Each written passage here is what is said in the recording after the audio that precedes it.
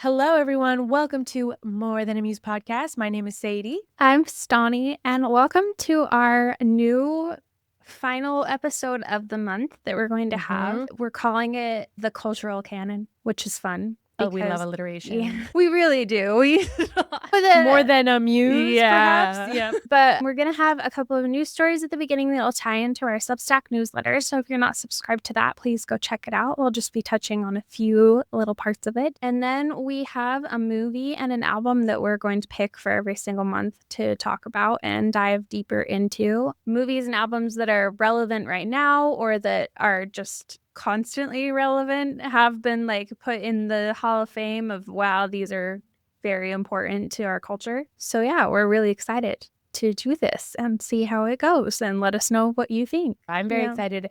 And just to say up front, the movie we're going to be talking about today is Wuthering Heights. It kind of seemed inevitable with all the discourse going on. We both saw it this last week. Mhm. And then we'll be talking about the album, The Miseducation of Lauryn Hill, a classic. So we kind of got like the new, well, unless you count like the book, the old, but then also a classic and all about shouting out women creators and also consuming and talking about the art that women create, because that's what we really want to be doing. And we want to encourage everyone else to be doing. Definitely. Yeah, we've talked about so many of these people and so many of these works of art. It's time for us to dive into what makes them so special. Like shift from the biography a little bit into actually being like, oh, this is what they actually made. Yeah. Well, before we dive into that, we just had a couple of fun little news stories we wanted to touch on. And if you want to read all of the news that we've gathered for this month, then once again, check out our Substack. Here's just a couple of headlines that drew our attention this month. Okay, so the first thing that I wanted to talk about is Britney Spears. Britney Spears has been pretty, well, I'm not going to say recently culturally relevant. She has been relevant for decades at this point, but most recently has come back into conversation about her conservatorship, her finally getting out of that, speaking about that, writing her memoir, and then now kind of being on the other side and like seeing what she's posting on social media. But the most recent thing that has come out is that Britney Spears has actually sold her right to an entire music catalog, including her hits like Baby One More Time, Oops, I Did Again, Lucky, to actually a company called Primary Wave. That was a deal that was apparently comparable to Justin Bieber's 200 million catalog sale. What's interesting is that this company, I think that they are in the business of purchasing music catalogs because they have acquired stakes in the estates of artists like the Notorious B.I.G., Whitney Houston, Prince, Bob Marley, and Stevie Nicks.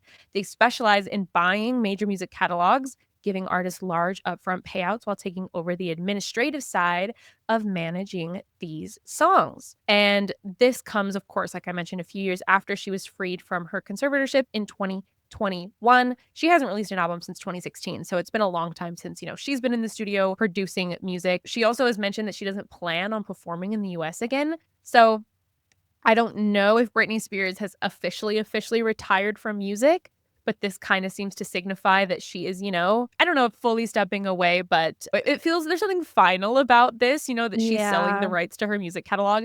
I will say, though, is like Justin Bieber did that, and he, of course, just released an album this year. And I think this concept of like selling your catalog is come a lot more, like people are a little bit more aware of it in the real world, thanks to Taylor Swift. And, the conversation that she started when her own master catalog was purchased, was sold out from her previous record label to Scooter Braun. I think she did a lot of work to try and educate people on what that all means. And another thing that Taylor Swift has talked about in more recent interviews about it is that some artists, I don't want to say they don't necessarily care, but it's just different values. And it's not necessarily a bad thing to sell your catalog. Sometimes if an artist needs a lot of cash, it's just a way to invest in yourself of you know what? I'd rather get a big, large sum up front than have to wait for these royalties to slowly continue to trickle in over the rest of my life. So I'm good. I'll let somebody else manage this and just get the money up front. So it's just a different business approach. It does kind of raise the question of okay, why do you need this large payout? Well, exactly. So I feel like sometimes it's what are you doing that you were oh, I'd rather have this large upfront payout? I think it does happen a lot with celebrities who, maybe aren't as relevant or aren't like in Britney's case, making music anymore. She hasn't put out an Mhm. album in over a decade, and she also isn't performing. They have big estates. They have a lot of people to manage, whether that's employees or, they just already have the big homes in LA that they have to keep on top of. And so I think it is a way of being like, you know what? I don't know if I'm going to put new content out into the world for a little while. So let me just go ahead and sell the catalog, get the money up front, get a kind of a solid payout for all of the work that I did. It's like Yeah. I worked for decades. Let me get 200 million up front, kind of like on the opposite end of that. I think that's like pretty common. Also, like as celebrities get older, I think that's another thing that they'll do almost to cement that they're getting the money for it. And, maybe that's how they prefer to do it, to like handle it for future generations, to make sure that their future generations are getting that money that they earned. I don't know. I'm sure there's a lot of different incentives as to why. But I think, yeah, some people might be like, it's because they're running out of money. Maybe that's true. Maybe, and also like maybe there's just like not as much of that attachment. I am not going to put any words into Britney Spears' mouth, but like, that obviously symbolizes a different time in her life at this point. Maybe she wanted to shed that and just say, give me my money. I don't want to have to worry about this anymore. Yeah, And if that's the that's fair. case, I wouldn't blame her for that. It is interesting with Justin Bieber too that he Mm-hmm. did it and then turned around and released an album. Yeah. I Yeah. remember when that happened, people were like, oh, is he done? And nope. I don't think Nope. Justin Bieber tour though. And that is the way artists make the most money, is from touring. Mhm. And so I'm always curious that when an artist seems to fully step away from that, they usually have to look into other ways of making money, because Yeah. touring is the most lucrative way for them to earn money. So especially if they're in like crappy record deals, where they're not going to be getting a lot of that money up front from like the royalties, like if a lot of it's going back to the record label. Performing is the main way that they actually earn any income. So could make sense if an artist isn't really interested in doing like the big tours anymore. Yeah. Huh. Interesting. Mm-hmm. It's so funny seeing all of these make headlines. It always makes me wonder if Taylor Swift wouldn't have like talked so much about it, if any of us would even care that people are selling their No, catalogs. that's true. That's something I think about too, is I'm like, I'm sure I would have gotten that like news headline even just like from being at work, but I don't know if like Mhm. non-music industry people would be aware of what actually that all means as much. I really do think Taylor Swift started that conversation for people to, be outside of the music industry, but like actually know the difference between master and publishing, royalties and ownership and everything. It's kind of fun. It is fun. I like that we all know it a little bit more. Well, one headline, it's kind of two stories that I meshed into one, but Cool. there are two major millennial girlhood icons that are getting grown-up reboots. And that's Gossip Girl author Cicely von Ziegster is releasing a new novel called Blair in summer of 2027 that follows Blair Waldorf in her 40s as she returns to the Upper East Side. And then on top of that, American Girl's Samantha Parkington is getting an adult novel treatment in Samantha, the Next Chapter by Fiona Davis, that's set in the 1920s and reimagining the once plucky orphan as a 25-year-old suffragette navigating New York City after Ooh. losing her fortune. So it's kind of like we're getting two millennial girls, icons, grown up and in these reboots after like a decade. I'm going to be so honest. I totally forgot that Gossip Girl was a book. Mm-hmm. Totally forgot that until this moment. I was like, wait, I did know that. Okay, that's fun. Yeah. So it's raising a lot of questions if we're going to get like a reboot TV show with Blair and have her come Ooh. back and do the whole in her 40s. Because they did do a Gossip Girl reboot with a whole new cast. Oh, yeah, right? they did. It just I don't didn't really think catch on. Yeah, I don't think it did very Yeah. well. I mean, how can you recreate the original Gossip Girl? can't. Like, you That's- can't recreate that. It was such a little slice of time that I don't know how No, you, it really was. especially like early days of the internet and having like the text blasts and everything go out. Like it just doesn't work like that anymore. Like, No. yeah. So And it's just like the impossible. total campiness and cringiness of it. Mm-hmm.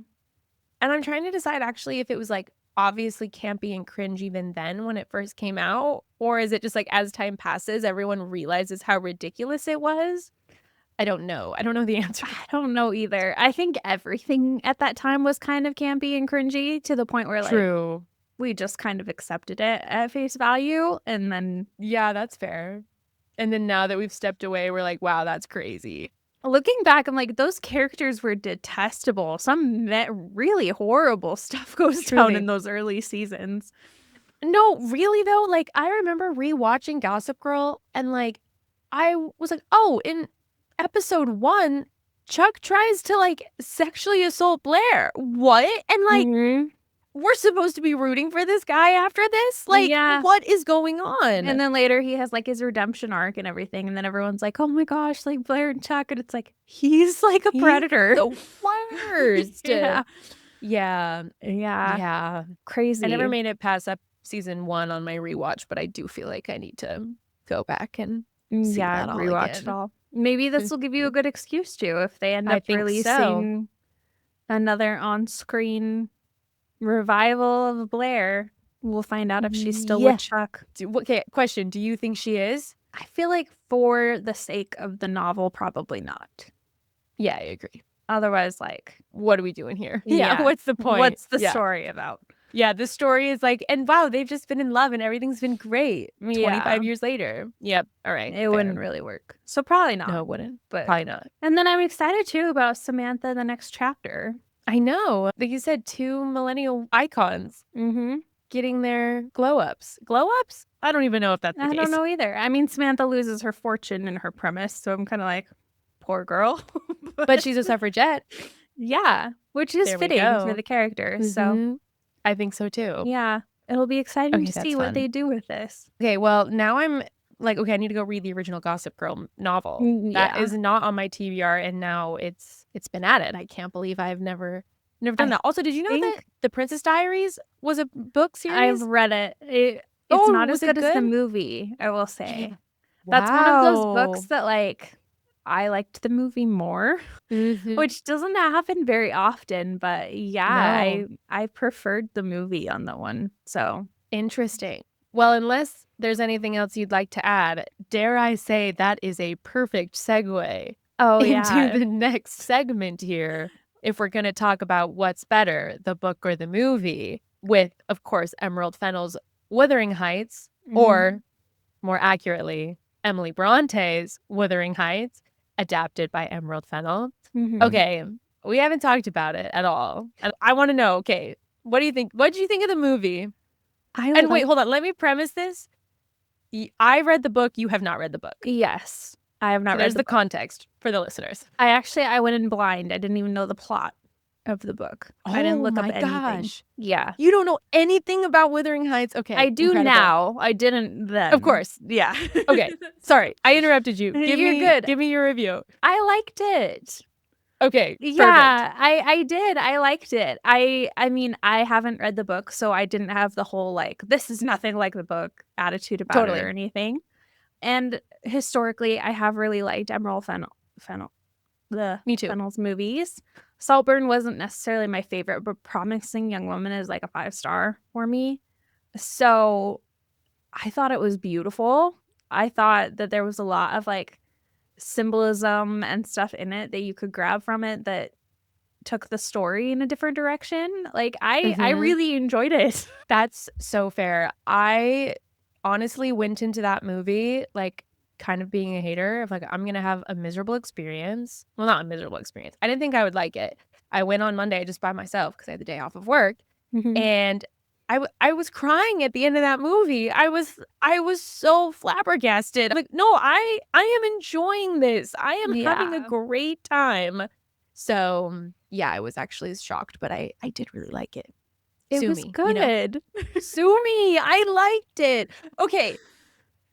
I'm curious though, and I've seen some discourse. As someone who didn't know the context of the novel beforehand, who did you think was the bad guy in that novel, in the movie? I'm curious of what you thought about the dynamics between the characters, and then I'll give my thoughts based off of Yes. someone who has read the novel, because I'm curious of how that will be different. Yeah. So I guess to preface, one thing that I did know about Wuthering Heights is that the characters aren't very likable. So I kind of went in Yes. knowing that they weren't going to be like very redeemable, right? Like So I kind of went in knowing like Heathcliff and Kathy both kind of suck. And that's like the Correct. premise of the show in the book. But yeah, I'd say like the villain that she kind of turned them into a little bit in the movie was the father, which I understand isn't the book villain as much. Yeah, well, what's interesting is she completely got rid of a brother character.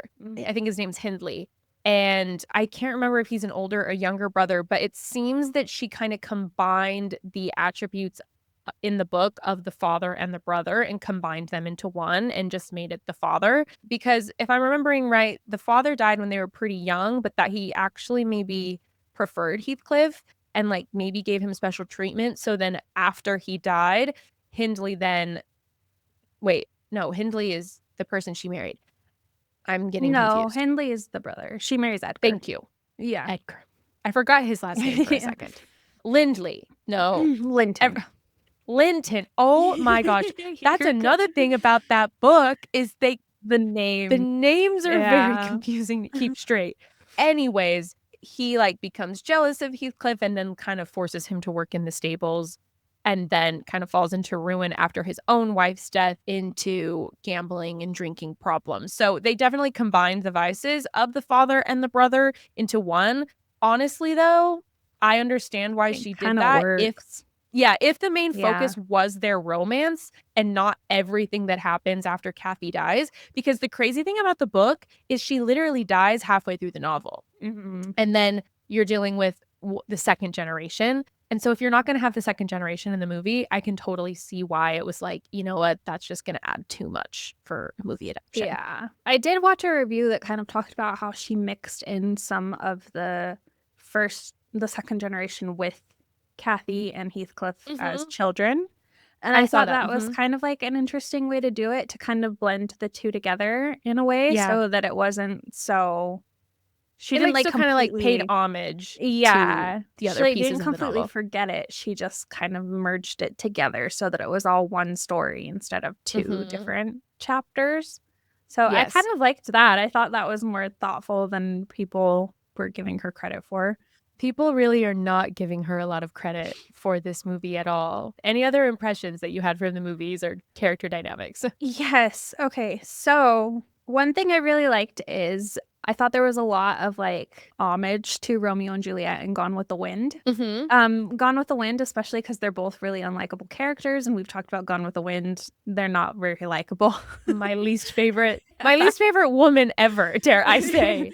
And then woman in Gone with the Wind, Scarlett O'Hara. I hate that woman. And then with Romeo and Juliet, even like Isabella explaining the entire plot of Romeo and Juliet in the garden to Edgar while Kathy's spying on them over the fence.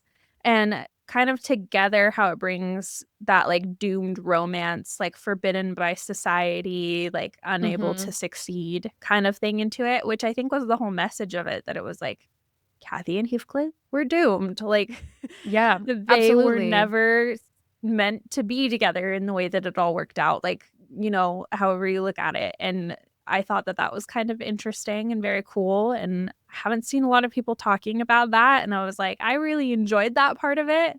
I also thought it was very interesting. Okay, her whole premise of like making the movie was saying that it was like the fever dream she had as a 14-year-old reading the book for the first time. And a lot of people are giving her crap about that.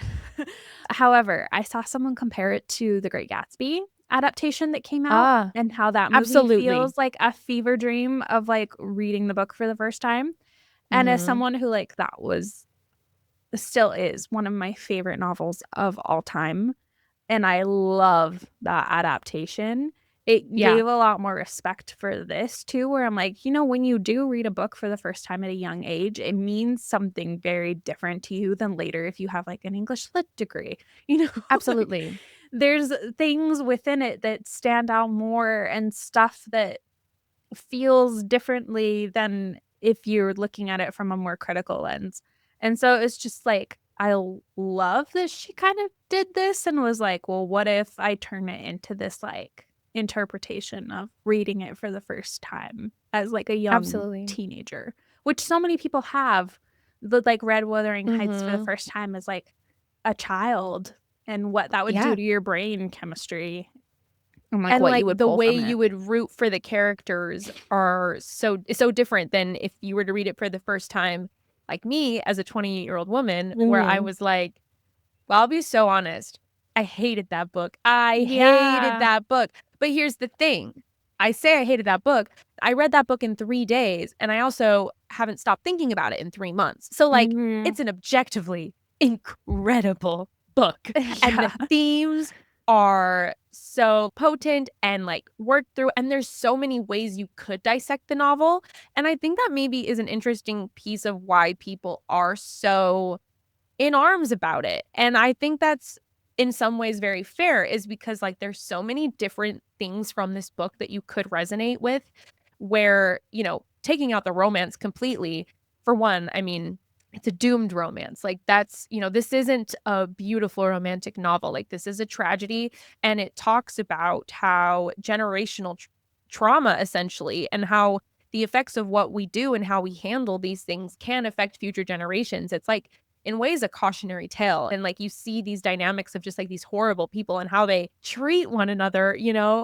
And so yeah, there's like themes on class, and like there's a lot of like speculation on the race of Heathcliff, and then how does that change the premise of the novel. Like there's so many different layers and so many different themes that you could focus on, but I don't think that just because she decided to focus on the romance avenue of it for this movie, that doesn't automatically discredit the other themes that actually still do exist in the book. And like for what that story is, like you can go and you can still read the book for and appreciate all the incredible, thoughtful Mhm. things that this book can like make you feel. It was infuriating. I never want to read that book again, but I hated everybody in it so bad. And Yeah. I went into that book so blind that like so Nellie is like the narrator of the book, basically. Like Mhm. she is telling it to this new person who comes and moves into the neighborhood, essentially, what happened between these two families. And I had to Google. I'm like, am I seriously gonna have to hear it from Nellie's perspective the whole time? Yes, you will. And Kathy is gonna die 50% of the way in, and then the rest of the novel is about their children. I had no idea. Like I went in Yeah. so blind to that novel. So I hated it, but I loved it, but I hated it. So. Well, I thought it was So kind I'm of not interesting. precious about that book. Yeah. She's gotten a lot of crap for saying that it's like such a dense and complicated text that it would be impossible to adapt it perfectly. And but honestly, like I think she's kind of right. It is.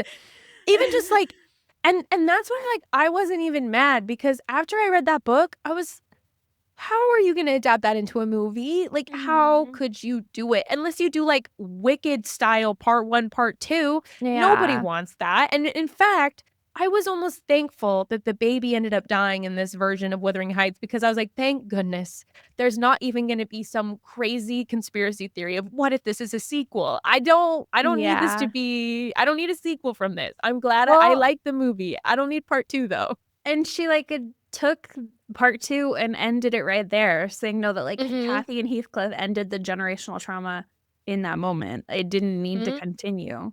So, Mhm. yeah, like I think it would be extremely complicated to try and make a movie that fits all of that into it. Like what, you're going to have one of the main characters die like 15 minutes in so you can focus the rest of the like Exactly. it is complicated and I don't know. I think she did like merge a lot more of the second generation into it than Mhm. people are giving her credit for. I also saw someone talking about the physical descriptions of Yep. the characters in the second generation and how they fit more accurately with Margot Robbie and Jacob Elordi than Interesting. Heathcliff and Kathy do in the book. And I was like, okay, like that's kind of a fun way to blend it, to be like, oh, like Mhm. young Kathy is blonde and young Heathcliff has like whatever his name is. The second generation Heathcliff has Yes. like long, unruly hair and like kind of fits more of that Jacob Elordi vibe. The thing that I appreciated is I was curious how they could make Kathy so bratty, dare I Mm-hmm. say, which, cue Charlie XCX doing the soundtrack, which I did love her album, the, Mm-hmm. the Wuthering Heights album. And I actually think that Margot Robbie did a really good job Kathy like was really cruel frequently, Yeah. and very unlikable. I've seen people online be like, oh, Nellie was the true villain, like she ruined everything. I did not get that impression at all when I watched it, because for me, Nellie was like the voice of reason, Yeah. and she saw how terrible this was and how it was, and almost like how ridiculous they were being about all of it in so many ways as well, that in my head, Nellie was just like not enabling it. They were just taunting each other at the end of the Yeah. movie, like they could have been big boys and big girls and used their words. And, I mean, I guess like she would have had to like leave her husband and run away with him, which is, not good. But like, point is like, I did not see her as the villain at all. If anything, too, like the only reason why she retaliated to Kathy in the first place and let Heathcliff hear is because Kathy was so cruel to her, that like, how can you blame her for that? Like, she has been with this girl, she grew up with her as well. Like, Nellie was a child with Kathy, and she was cruel to her. I don't blame her for anything that she did. And like I said, if anything, she was like, enough of this nonsense. And here's the thing, like, yeah, at the end she didn't believe that Kathy was dying, but to be fair, Kathy's ridiculous. Like, and Heathcliff acknowledges that. He's like, you said you were dying thousands of times and you never actually were. Don't worry, you're not dying this time. No, she was. So she was actually dying. I was really surprised to see people saying that. I'm like, no, Nellie is so clearly not the villain to me. So no, anyways. definitely not. It makes for a very tragic ending where you're like, she had no idea that he was waiting on the moors for her this whole time, and that he was, and then she died thinking he hated her. But it had nothing to do with Nellie. It was both of them just being absolutely ridiculous. Both of them. And being so very flawed. So very flawed. Oh, so flawed. But she did a good job of like making you kind of like feel bad for them, even though no, I mean, I was still sobbing at the end. Like, I was crying when she died, even though one, I knew she was gonna die, and then two, I hated her. Like, that's the crazy thing about it, is I was very emotional when she died. Yeah, I like felt so much sympathy for Kathy, even though I didn't like her. Yeah, no, because it was just like, she's not this like perfect character, but at the same time you're like, oh, but growing up with her dad, and then like the love of her life is like poor, and so she can't marry him because then they'd both be destitute, like she acknowledged. Yeah. So then she goes and marries this rich guy, and then comes back the love of her life, and he's rich now, but she's married. And so it's just like this impossible situation. So you feel bad for them because you're like, well, I don't know what you should do. Yeah, exactly. But yeah, like the only person that you really end up liking kind of by the end of all of it was like Edgar, maybe. Yeah, like poor guy, just like stuck in the crossfire of this disaster. Yeah. The one thing that I will say, I do actually wish the male characters would have been a little bit more fleshed out, which is usually I'm saying the opposite. Like, I feel like she made pretty intentional choices with how Kathy and Isabella, that was a very different, take on her character, which, we could go into that, but there's a lot to say. Point is I actually felt like Edgar's character could have been a little bit more fleshed out, but then also Heathcliff. His revenge didn't really come until the end. And when he marries Isabella to try and make her jealous, but like the book, Heathcliff is a very cruel man, and I don't think it necessarily captured that in this movie, which like a lot of the cruelty comes after she's dead in the book, almost like as a retaliation. So I can maybe understand that was hard to like convey. I wish that maybe that could have come through a little bit more of like his faults as well. I mean, his faults, and I guess like the thing that snapped her out of it when he was like, I'd go kill him for you right now. Like, just say the word, he's dead. And she was like, oh, like, this is like, no, like, wait a minute, That's a good point. Yeah, because you don't really get the cruelty of him as much. He's not likable, but he doesn't feel as cruel until much towards the end. There's a lot of discourse going on about this book and this movie, but I actually saw a really funny TikTok today, though, that was like, damn, I thought you guys were all illiterate. This is great news. Like, I thought the internet was stupid. Apparently, everyone is an expert on classic literature. So, like, sorry for me assuming that we were all stupid. And I'm like, you know what? That was one thing that I was going to bring up. Since the premiere alone, user-generated Wuthering Heights playlists grew 2,000% on Spotify in the United States. Wow. Streams of the audiobook grew over 300% on Spotify, and that's just on Incredible. Spotify. And streams of Charlie XCX's new album and the Kate Bush original hit have spiked since the movie's release by over 230%. Wow. So if anything, it's like, look what she It did.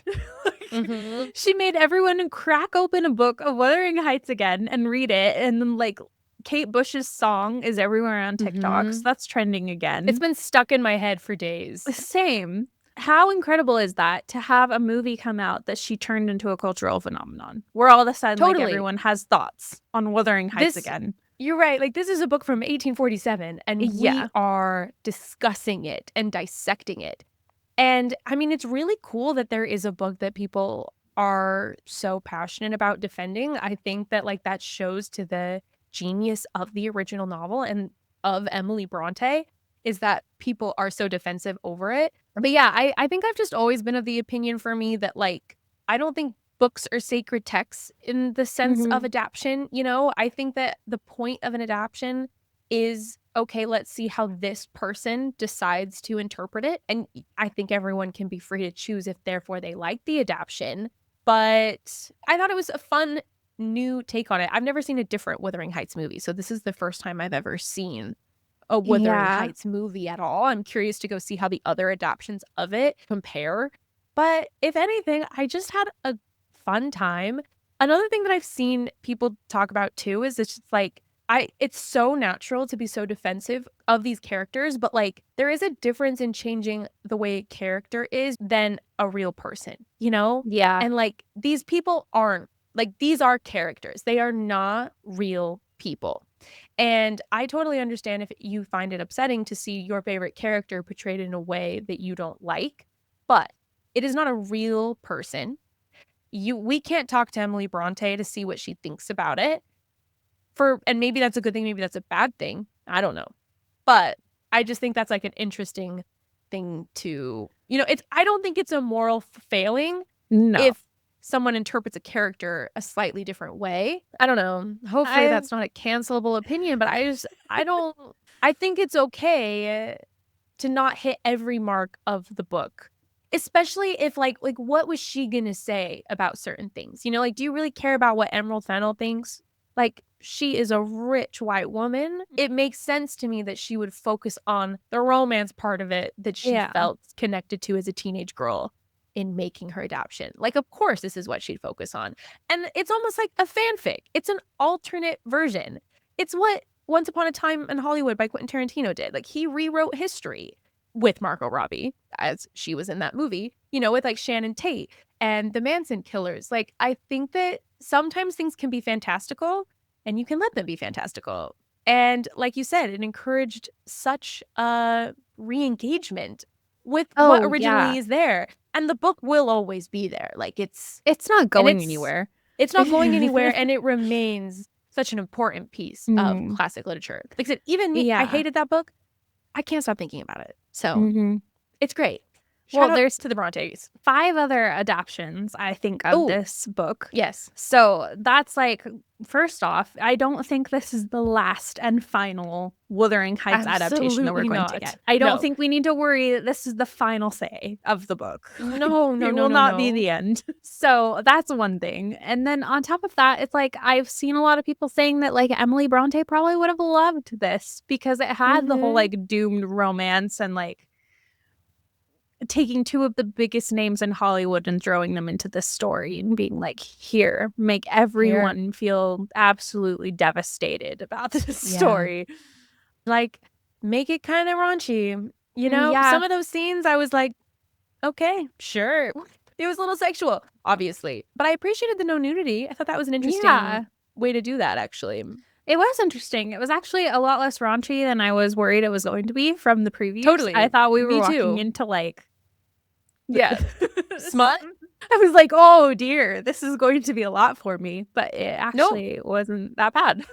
I think that they like almost like we're going to have kind of some weird things, but hey, they won't be naked. So maybe Yeah. that will It'll even it all out. even it out. I've seen so many people complaining that it's not like the book, and there's been a lot of that. I haven't seen any actual criticism of the movie itself that doesn't have to do with it not being like the book. And that kind of shows me that maybe it's like, it's not a bad movie. It's just not like the book. Because, yeah, so many people have been like, okay, the movie was beautiful. She did this with it, but it didn't have this in it. And that wasn't like the book. But I haven't seen anyone actually complaining about the movie itself without it having any relation to the book. I know, I'm trying to think if I have, or like even what my criticisms of the movie would be. But no, I agree. Which, if anything, like, it's incredible that Emily Bronte wrote a book all those years ago, and her only book, mind you. Yeah. And all of these years later, people are defending these characters. And here's the thing, they are defending the most unlikable characters. Like, yep, I hate them all, except for the children. And that's the beauty of the book. The book tells the story of these two people finally deciding to break the cycle together. And I think that is what the magic of the story is, you know? It's their children together, kind of like full circle coming around, you know? This horrible family and all their trauma, and they say enough's enough in their own kind of way.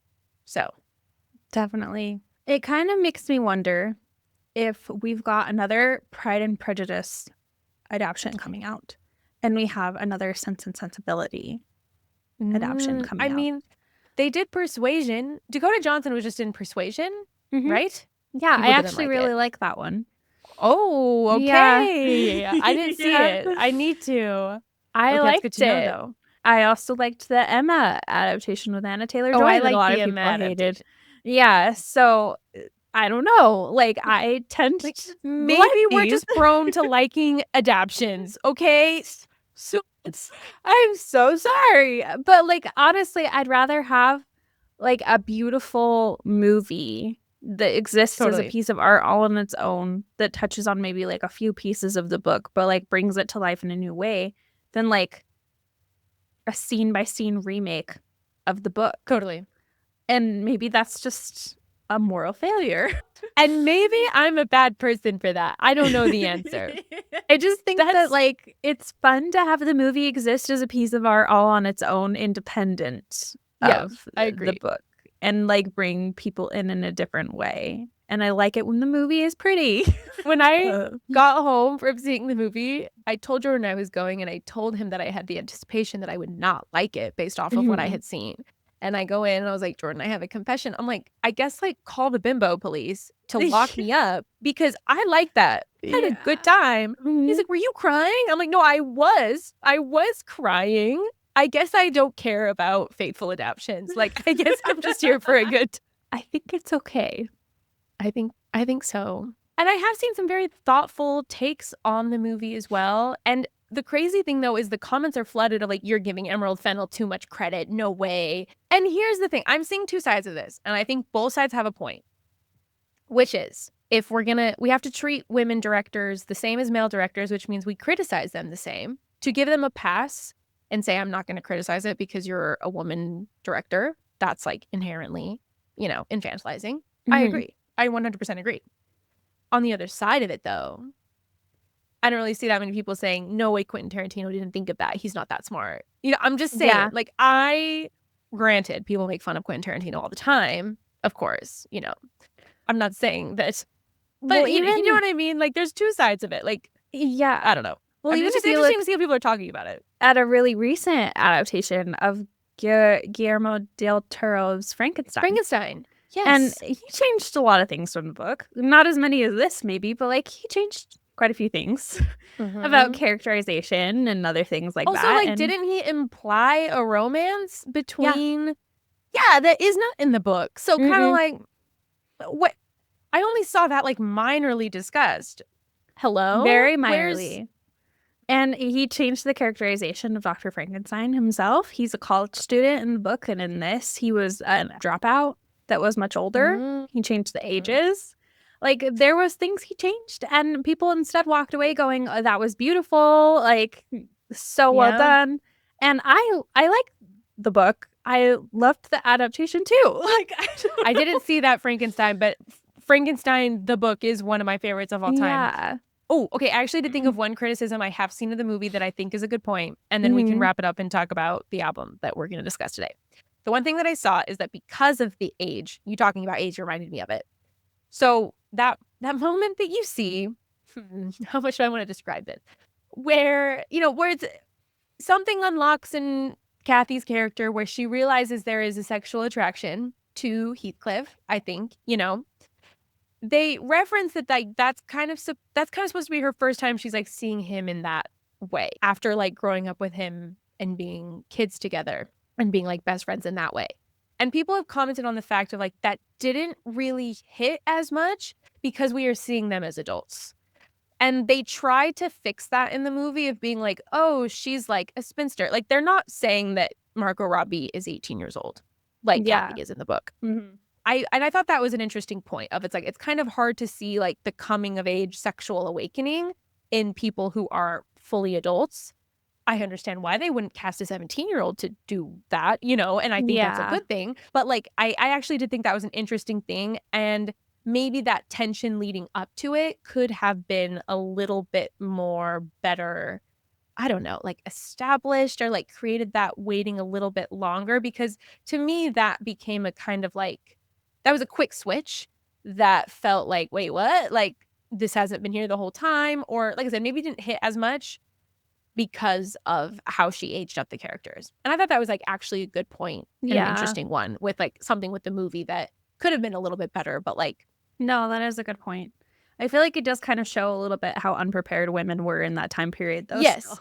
Which is the other side of it, is it's like, well, which granted people have brought up that like it's a very hypersexualized movie. And so they were like, in this fantastical world, it seems weird that she would be sheltered when it seems like the rest of the world is not sheltered in the way that was typical for them. But even still, I think that like the overall commentary that, she's making in her movie is kind of like Kathy's own repression because of the choices she feels like she has to make to preserve herself.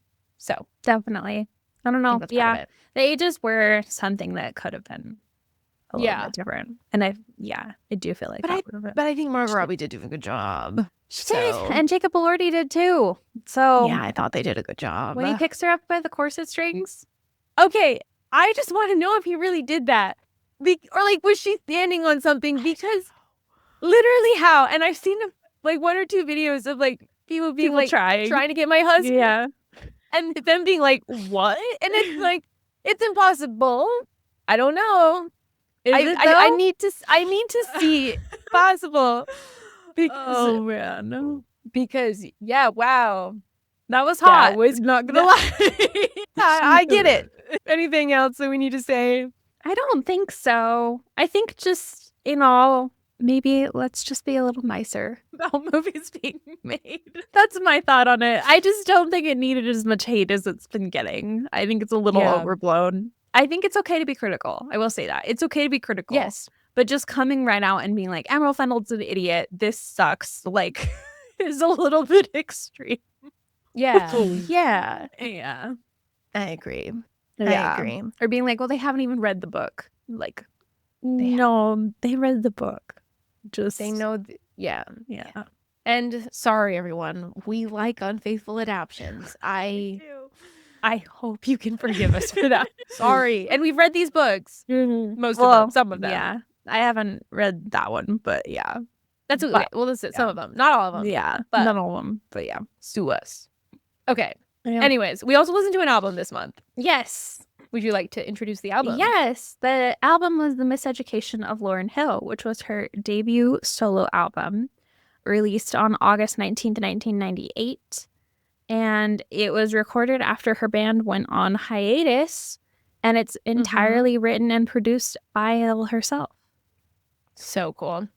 So cool.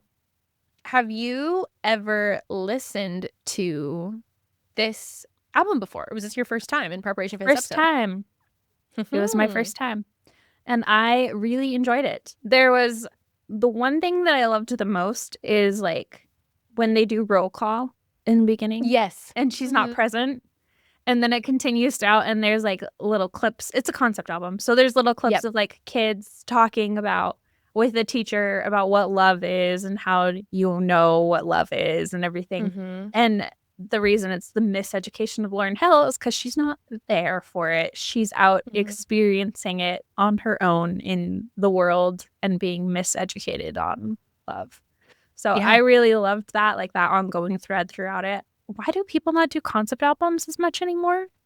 That's what I am wondering. I'm like, why are we so scared about like every new concept album I hear is like kinda, but not like that. It's Yeah. It's like, I think try it's so it cool that out. they do that. Maybe do one like that.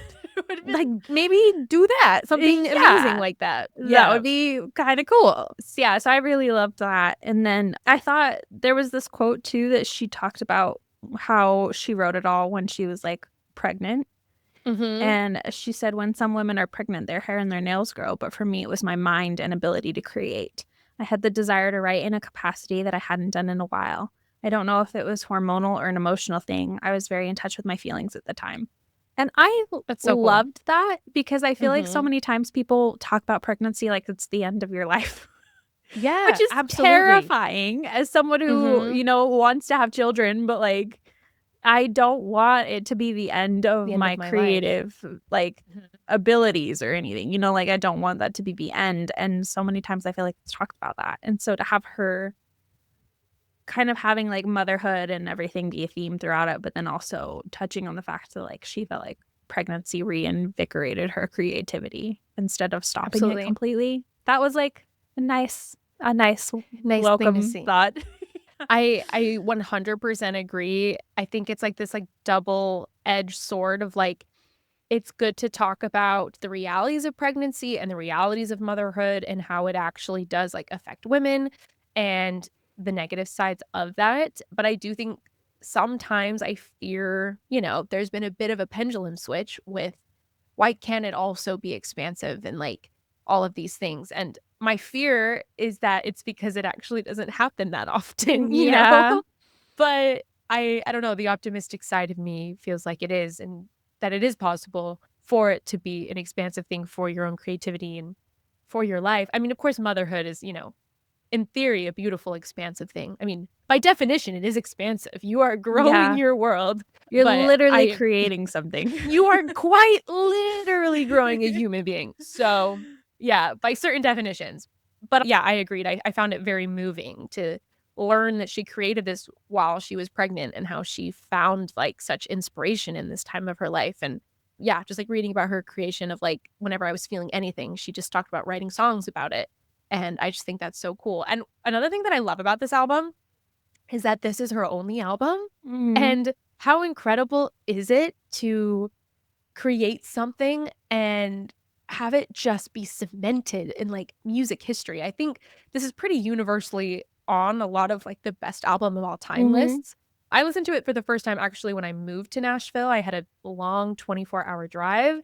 And so I queued up some of the best albums of all time, including this one. And it's fun when you listen to an album that is so critically acclaimed and then you just get to be like, oh yeah, of course, that's why. That was incredible. You're like, wow, that was really good. Yeah. Like I have a crazy discovery. That was a great album. And I'll like, you can quote me on that, Yeah. No, definitely. It went on to like win a Grammy, didn't it? Mm-hmm. Yeah, it got Album of the Year, I believe. And which I it's think her was one. the last time for a Black woman to get that was when this one won and then when Cowboy Carter won Beyonce. If I'm remembering right, that was like the gap in between was these two albums. That's which a is long significant gap.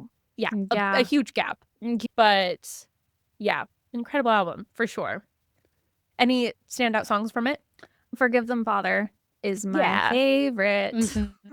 So good. I had a couple that I really liked. I really like the layered vocals that she's got Yeah. going on it.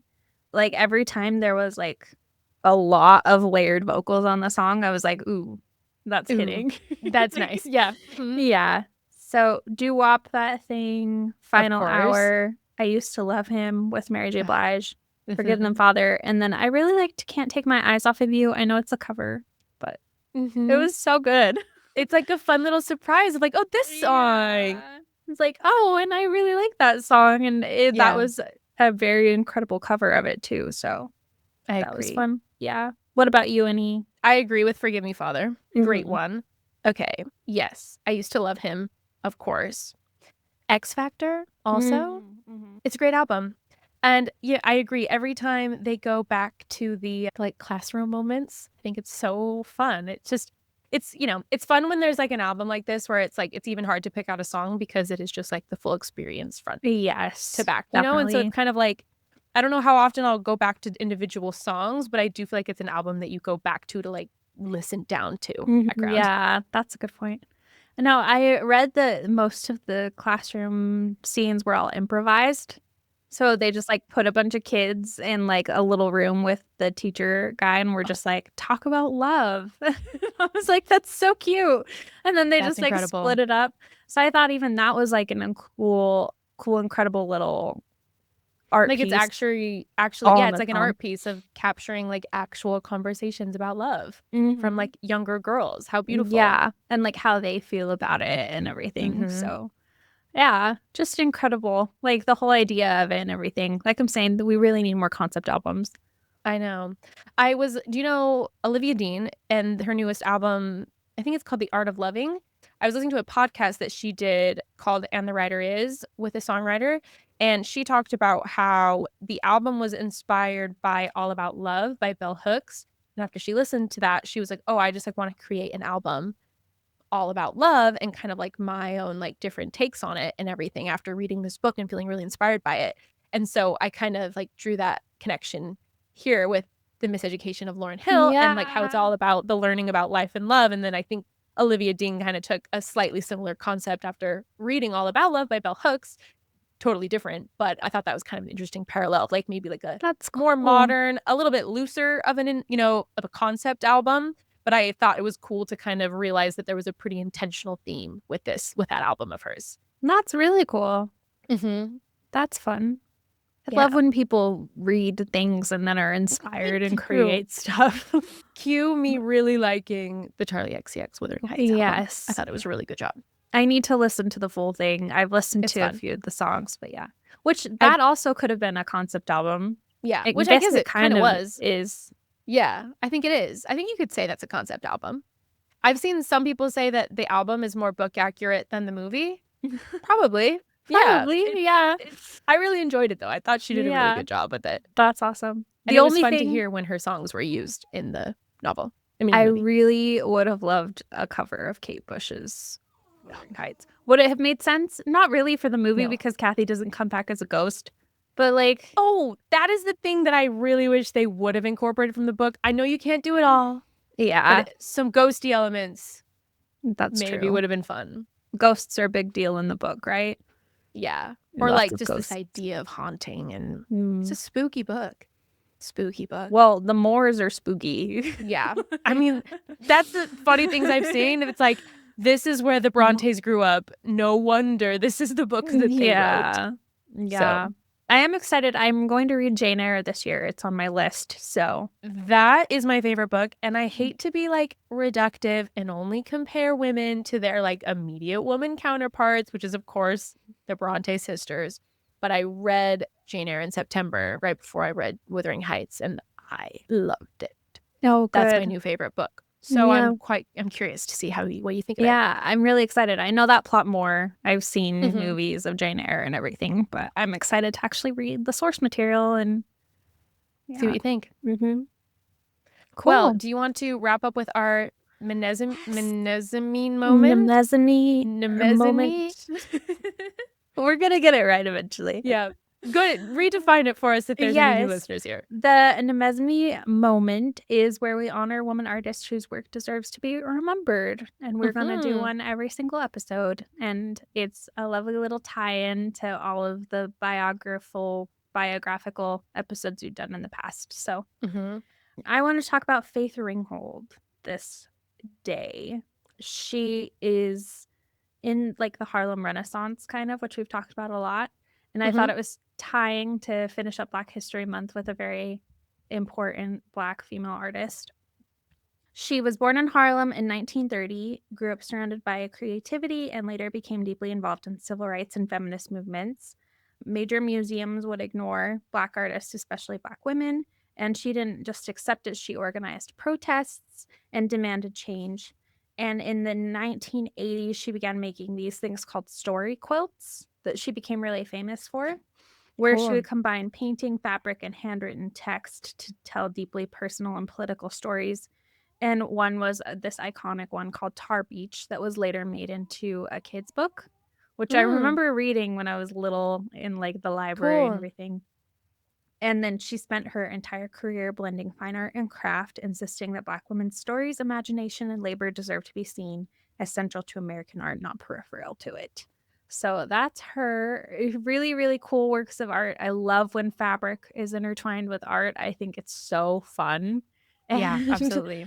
yeah, so I thought we would shout her out and encourage all of you to go and look at her works. Absolutely. And we will be back next week for another episode. It's begins March, which is Women's History Month, which is our most favorite month of the year, of course. March So Madness. March Madness is our annual tradition. We have merch available that we will continue selling through the month of March and probably talk about a little bit more, including our Myths of Madness sweatshirt that I'm currently wearing. And I Hysterical Society. We're always repping our More Than a Muse merch. So if you want to join the Hysterical Society with us, by all means, come get some merch. It's very cute, if I do say so myself. I So agree. go check that out. And like, comment, review. If you hate our opinions on the movie, feel free to let us know. We are not sensitive about it. We understand we might have a moral failing here. So no worries. And well, I guess that's it. We'll see you next week. Bye. See ya. Bye.